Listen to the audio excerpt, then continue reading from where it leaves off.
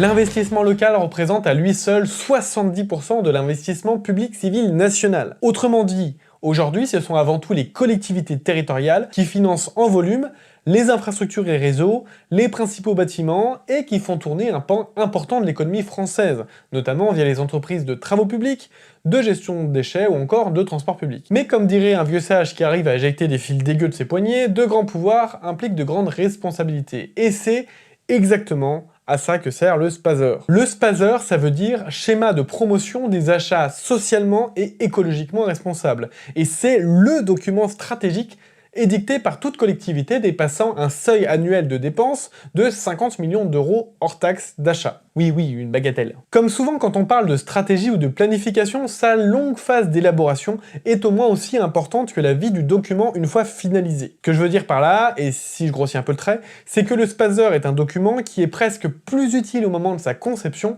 qu'après son adoption. Et oui, pour qu'un SPASER intéressant émerge, il faut d'abord une impulsion politique, et pas uniquement de la part des élus en charge de la commande publique, mais des élus de toutes les thématiques. C'est d'ailleurs souvent un document extrêmement transversal qui, s'il encourage à travailler plus spécifiquement sur les questions écologiques ou sociales, touche en réalité tous les secteurs d'activité. Il répond d'ailleurs souvent à des questionnements que se posaient déjà des élus ou des agents de toutes les directions du type « On aimerait bien avoir des achats plus durables, plus responsables, mais par où on commence ?» Pour la réplique, j'aurais bien envie de répondre « Eh bien on commence par le SPASER, pardi !» Mais en général, les réflexions visant à développer un achat plus responsable est bien antérieure au SPASER. Par contre, le SPASER a pour mérite de croiser ces initiatives en essayant de donner des éléments d'arbitrage et de bonnes pratiques qui pourront ensuite être utilisés par tous. Et pour cela, là où les collectivités, un SPASER pouvant être mutualisé entre différentes collectivités, notamment communes et EPCI, vont assez naturellement se tourner vers les entreprises.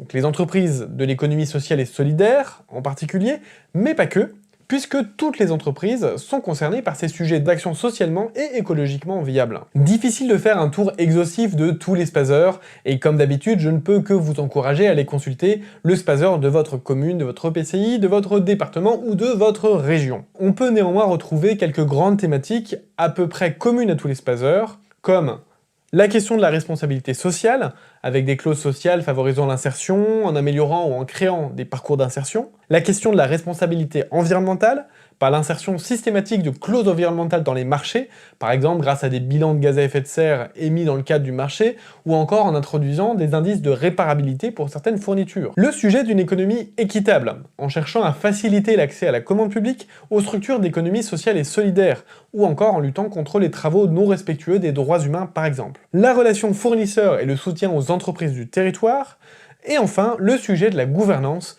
et des indicateurs de suivi afin d'approfondir un processus vertueux de bilan et d'amélioration continue. Vous voulez en savoir plus? N'hésitez pas à m'écrire en commentaire si vous voulez que je traite ou que j'approfondisse une question en particulier, et surtout, venez me retrouver sur La Territo, la chaîne qui vous fait prendre de la hauteur sur la vie des collectivités territoriales.